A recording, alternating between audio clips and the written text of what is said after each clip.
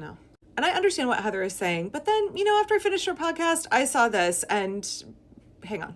This is Congressman Thomas Massie of Kentucky, days before the CR bill was even voted on, accurately telling us exactly how it's going to go, because they had already made plans in the background. They had already cut deals in the background. And I think a lot of the right saw this post, but those of us on the left are not receiving this news. And it is important for us to see how our elected officials are acting behind our backs. Listen to what he had to say. It's a fake fight.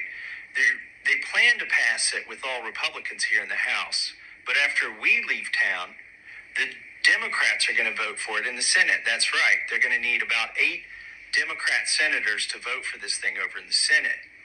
That means that this deal has already been cut, that Mike Johnson has cut a deal with the Senate Democrats, Senate leadership, and even Hakeem Jeffries, he's in on this, so that they can pitch their fake fight here in the House. Now, why am I so certain this is going to pass in the Senate when it gets over there with 8 Democrats, or however many Democrats they need? Well, Mike Johnson is sending us home a day early. We're going to vote on this thing and skip town. If you thought there was really a threat of them not passing it in the Senate, why would you leave town?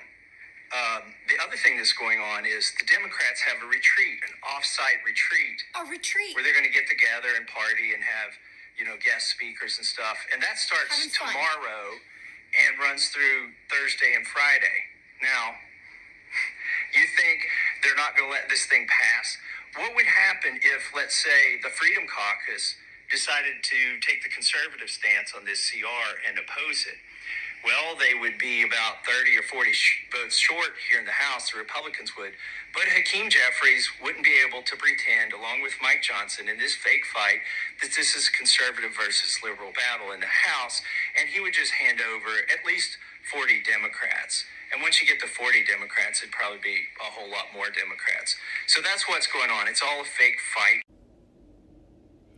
Yeah, I have never had to eat my words so hard as when I made that video ahead of the cloture vote, where I said, like, oh my God, are Democrats in the Senate growing a